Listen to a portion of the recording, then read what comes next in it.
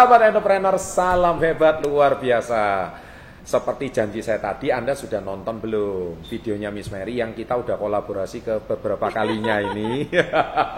Kayaknya kalau channel motivasi bisnis, channel kami ya. Yes. Kalau cowoknya saya, ceweknya Miss Mary. Yes. Seru nih, makanya kita saling melengkapi ya. Saling melengkapi. Jadi para jombloan dan jomblowati, waduh, para kaum-kaum bucin, nah ini kayaknya dari sharing kita berdua ini bisa dapat insight ya, kurang lebih. Kita hari ini akan belajar sama Miss Mary Renata. Jadi topik kita kali ini adalah berbicara bagaimana menemukan pasangan yang mau bekerja bersama-sama.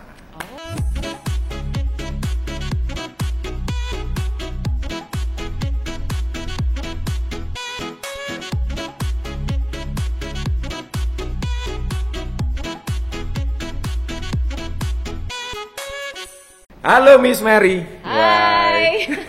Udah berapa lama kita nggak ketemu ini, Miss? Yes, tapi setiap kali saya ketemu Pak Chandra, makin ketemu makin awet muda. Aduh, terima kasih. Serius, nggak bohong, beneran. Ini orang sales itu harus seperti itu. Beneran, ini nggak bohong loh. Serius. Padahal Masa ya? udah berapa tahun kita ketemu terus-terusan kan? Kayaknya terakhir kita ketemu itu di peresmiannya Gula ya. Oh iya. Ya, betul. sama Kevin, sama Mas Gibran, ya. Itu kayaknya tahun lalu. Bener. Sama Kapten Vincent waktu itu Betul. ya. Jadi tahun lalu. Jadi udah setahun nggak ketemu. Iya. Kita gara-gara corona ketemu lagi. Saya ke Jakarta ini ya, sekalian minta WA Miss Mary Riana. Kapan bisa ketemu, lama nggak jumpa. Sahabat lama. Saya kalau sama Miss Mary ini hubungannya itu panjang sebetulnya. Pak Alfa suaminya, saya kenal ibunya, saya kenal tantenya, ya. Jadi panjang sejarahnya. Terus rumahnya deket kantor saya, ya. Pokoknya banyak. Terus kisah perjalanan hidup kita mirip-mirip. Saya versi cowoknya Miss Mary, versi ceweknya. Anak kita, bukan anak kita ya, anak masing-masing anak kita. Ya, kacau. Anak masing-masing Anak kita masing-masing. pun usianya sama mirip. Bener, Iya. yang gede umur 11, Betul. sejak video ini dibuat, sama yang kecil umur 7 ya. Betul, sama. Sama, sepasang lagi ya. Sepasang. Wah, ini ada banyak apa ini? persamaan. Kok banyak kemiripan ini ya, rupanya Miss Mary ya. Tapi saya salut ya sama kisah perjuangan Miss Mary. Udah nggak usah ditanya lah, wanita $1 juta Anda sudah pasti tahu sendiri kisahnya. Yang saya salut ya, itu kalau dulu waktu launching filmnya Miss Mary itu kan saya kan diundang sama Miss Mary ya, waktu tahun 2014 ya. Oh nggak iya, salah wow, ya. masih ingat. Masih ingat. Itu Yes. film Mary Riana diperankan sama Chelsea Islan ya, sama Dion Wiyoko. Nah itu saya di film itu saya merasa yang seru itu kisah percintaannya ini. Oh, Wah, iya. setiap orang kan punya angle masing-masing. Kalau Iya. perjuangan hidupnya bagaimana ditolaknya, Anda sudah tahu sendiri lah. Itu saya nggak mau cerita lagi, Anda baca bukunya udah tahu. Hari ini saya nggak mau bahas berdarah-berdarahnya.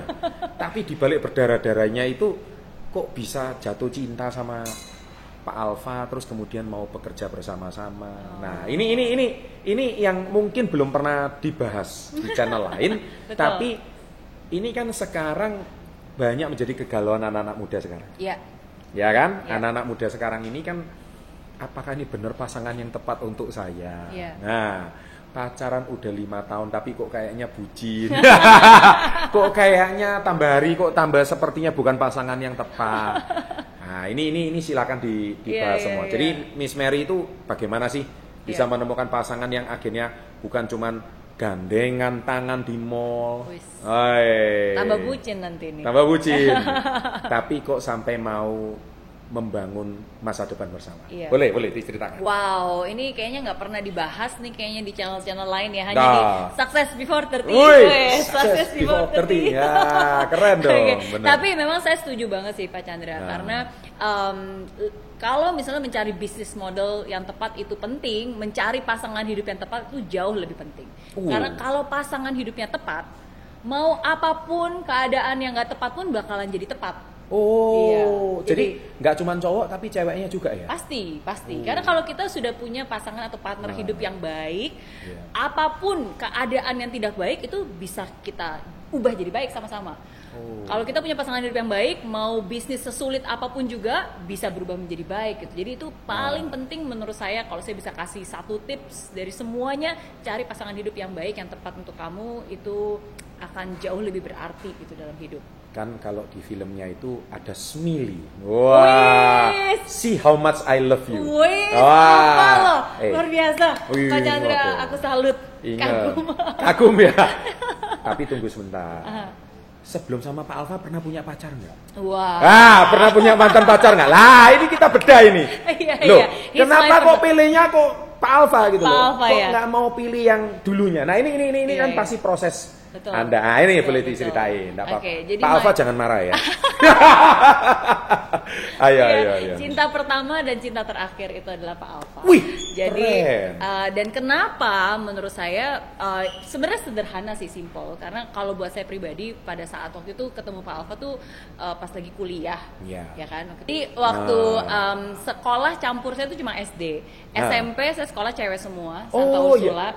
SMA benar. Juga cewek semua, Santa Ursula. Juga dong. Oh ya benar. Loh, saya cowok semua. Oh iya? Loh iya, di Surabaya itu ada sekolah Katolik juga, tuh cowok semua. Cuman nggak enak memang nih. Nggak enaknya karena kalau cowok semua brutal. Tapi di era kita akhirnya setelah itu bawah sudah campur lagi. Oh iya. Kayaknya nggak boleh. Sebelahnya saya Santa Agnes itu cewek semua. Oke. Iya. Oh mirip ya berarti. Sama. Jadi saya SMA Santa Ursula, Jalan Pos itu sampai sekarang masih cewek semua. Cuma yang Santa Ursula BSD itu ya sekarang udah campur cewek cowok. Oh masih ada yang cewek semua. Masih cewek semua gitu. Wah, nah itu jadi gimana itu? Seru. Jadi itu nggak ada di buku yang pertama itu ya. A Gift from a Friend itu nggak ketemu saya. Oh iya. Nggak ada. Karena kan itu kalau Gift from a Friend kan ngomongin tentang entrepreneurship journey ya, di Singapura. Ya tapi kalau misalnya ngomongin tentang masa-masa SMA, SMP, ya memang cewek semua dan disitulah sebenarnya saya belajar tentang kedisiplinan karena kayak sekolah cewek semua, apalagi susteran, kepala sekolah juga suster, jadi namanya disiplin. Rok itu harus di bawah lutut, kaos kaki harus di atas lutut, rambut harus diikat, nggak boleh ada selembar pun turun, nggak boleh. Jadi semua harus. Tapi Miss Mary mau rambut turun, mau rambut diikat tetap cantik kok ya. Ini sekarang, dulu nggak kayak gitu. Dulu bulat, gemuk dan bahkan sering di gitu? ya banyak julukan dari teman-teman lah dulu. Masa sih? Oh gitu ya. Kalau zaman sekarang kan zaman sekarang kan bilangnya sering dibully. Zaman dulu kan kita nggak ngerti yang namanya bully. Maksudnya kita kan lebih tangguh, bener nggak sih? Dikatain, diomongin, diledek-ledek itu mah udah biasa. Cuma sekarang aja termnya bully. Tapi kalau di buku saya dibully. Oh iya. Karena cowok semua kan. Nah itu tapi nanti gampang kapan di next episode kita cerita bullyingnya terhadap saya. Itu cowok ya. Tapi saya hari ini nggak mau tanya itu. Saya tanya, loh berarti Miss Mary itu waktu SMP itu gendut gitu ya? Lebih berat dibandingkan tubuh ideal biasanya.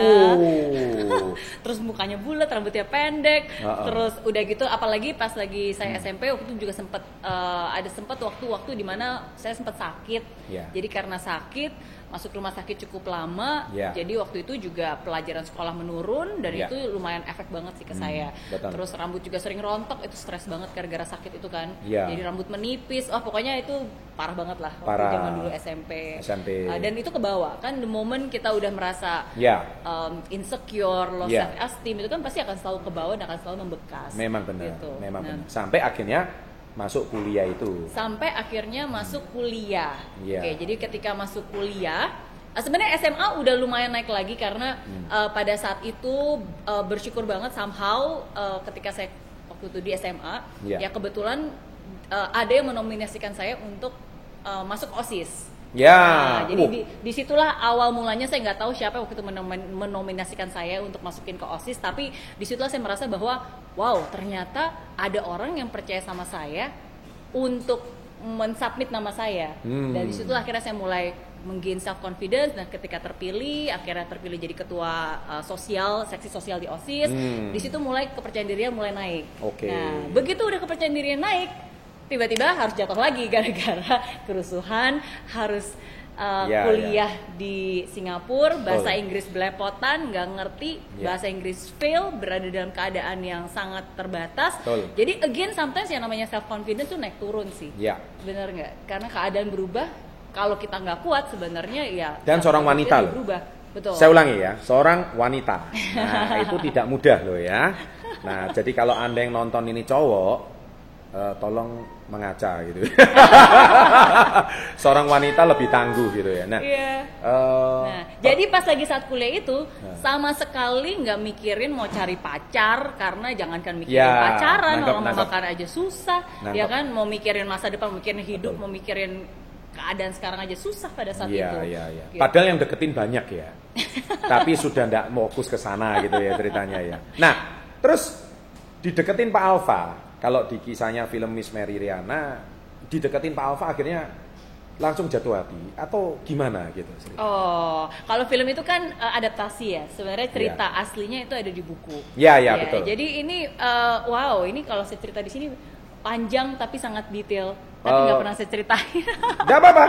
Buka aja kisah cinta Mary Riana yang tidak pernah diungkap. Ini ada kelebihan apa? Jadi kondisi apa? Jadi cerita. Jadi ini benar-benar bagi saya ini sesuatu sangat-sangat kebetulan yang nggak pernah kepikiran, dan menurut saya ini mungkin kayak hadiah dari Tuhan untuk saya. Nah, jadi karena waktu itu yang udah pernah nonton ceritanya pasti tahu ya, harus hidup berjuang dengan $10 setiap minggu. Dan salah satu cara pengiritan pada saat itu adalah saya keliling kampus cari makanan gratis. Dan salah satu cara untuk bisa mendapatkan makanan gratis adalah dengan ikut kegiatan-kegiatan yang ada di kampus. Karena kalau kampus itu kadang-kadang suka ada acara pertemuan, seminar dan seterusnya. Terus di akhir acara biasanya ada refreshment, ada makanan, dan itu gratis. Nah, jadi saya suka banget ikut hal-hal seperti itu, karena selain bisa ya udah dapat sesuatu, ya dapat makanan juga. Benar. Nah, jadi satu hari saya dapat selebaran, terus selebarannya itu adalah sesi pendalaman iman. Terus saya pikir ini juga salah satu hal yang waktu itu saya cari, karena jauh dari orang tua, saya benar-benar nggak punya pegangan lain selain Tuhan. Jadi saya pengen benar-benar bisa mendalami iman saya. Jadi ketika waktu itu saya dapat selebaran dan bilang ini ada acara pendalaman iman di tempat ini, di lecture theater ini, gitu kan, jam segini dan seterusnya. Saya pikir ya udah kalau gitu saya bisa datang, saya bisa makan iman, maksudnya bisa mendalami iman, sekaligus siapa tahu dapat refreshment, lumayan lah, makan gratis. Kan? Nah, tujuannya seperti itu. Terus dan itu kan acara di kampus ya. Kalau kampus di NTU kan mahasiswanya puluhan ribu. Saya pikir ya udah dari puluhan ribu mungkin yang datang sekitar 1000-an atau mungkin ratusan lah di acara besar. Nah, tapi ternyata begitu saya datang, nggak ada satu orang pun yang datang. Yang ada itu cuma ada gurunya yang ngajarin pendalaman iman, dan ada satu cowok. Jadi waktu itu saya kaget banget, karena saya pikir bakalan ada banyak orang, tapi ternyata kok cuma ada gurunya doang dan ada satu cowok. Dan cowok itu ternyata orang Indonesia juga. Ini nggak ada di film ya? Nggak ada. Oh, di buku. di buku. Dan ternyata cowok itu bernama Alfa, yang ternyata orang Indonesia juga. Jadi waktu ketemu pertama itu gimana? Ada perasaan mendesir atau gimana? Nggak ada sih. Karena menurut saya the true love, at least yang saya experience itu beda banget seperti yang kayak di film-film. Kalau misalnya kayak ketemu itu kayak wah, tiba-tiba kayak ada sparkling seperti apa dan seterusnya. No, bagi saya pada saat itu sebenarnya kalau nggak gitu filmnya nggak laku. Iya kan, benar. It's not really like a Cinderella story gitu kan. Nah, tapi dari situlah akhirnya saya bisa baru pertama kalinya tahu bahwa ternyata ada orang Indonesia juga. Dan ketika dia cerita, ternyata dia juga susah juga. Jadi pada saat itu untuk dia bisa ke Singapura itu dia harus naik kapal biar murah.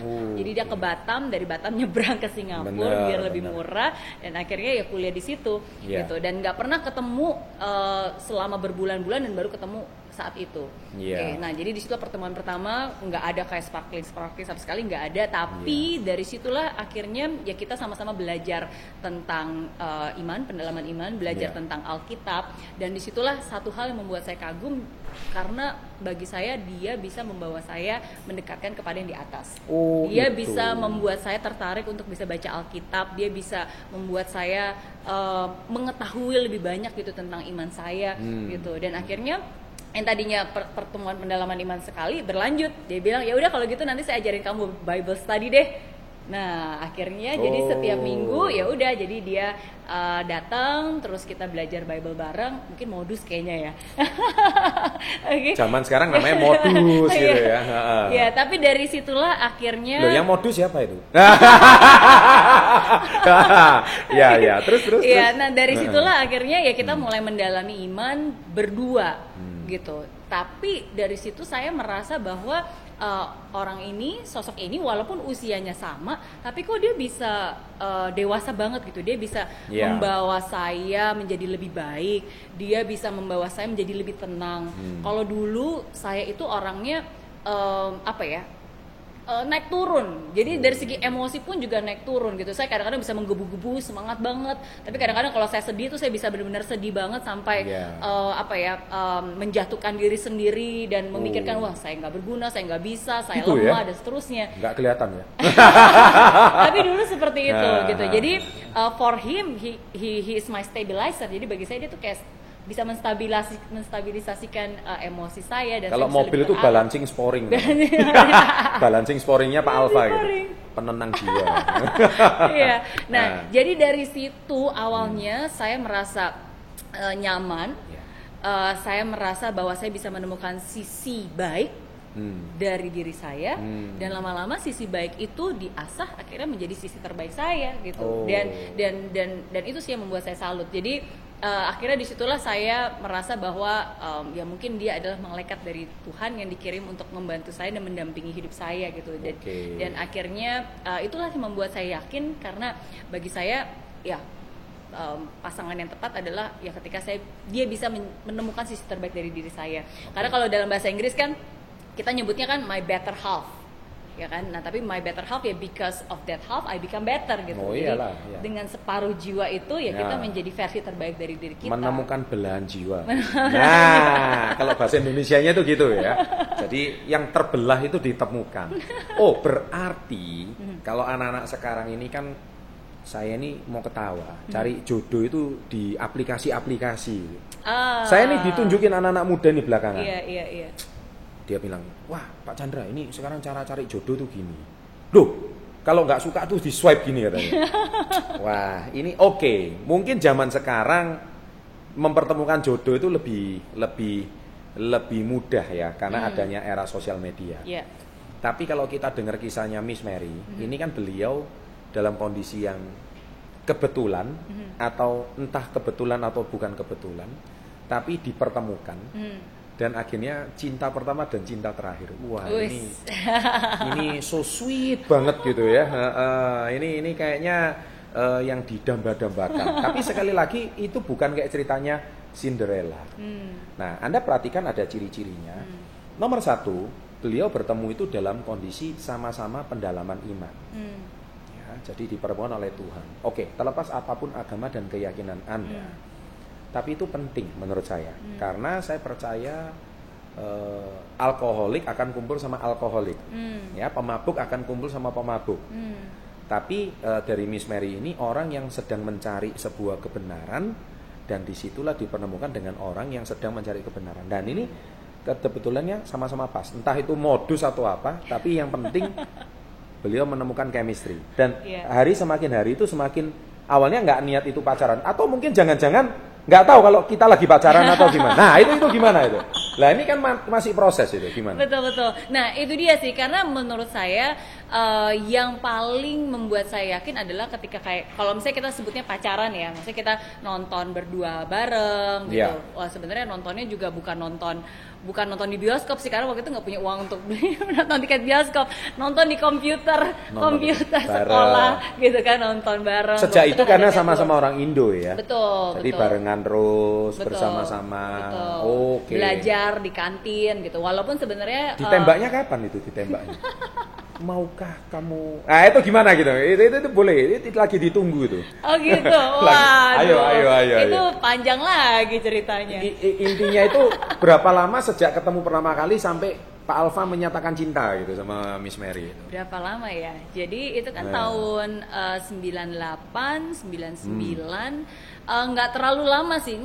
Nah justru itu menurut saya mungkin apa ya, kalau romantisan sih ada momen-momen romantis, misalnya waktu itu kita ke Sentosa, kebetulan memang lagi ada acara kampus, biasanya kita ngumpul-ngumpul hangout, jadi ya di pantai gitu kan, terus pas lagi di pantai terus tiba-tiba ya dia mengukir nama saya di pasir ya gitulah, zaman dulu lah. Betul loh ya, itu wajib loh, wajib. Kalau jangan ngomong zaman dulu, ini kita harus merefresh pernikahan kita supaya bersemi kembali gitu. Oke. Tapi officialnya itu saya ingat adalah begitu kita lulus kuliah itu memang udah dilamar. Jadi pada saat itu memang pokoknya udah tunangan begitu lulus kuliah.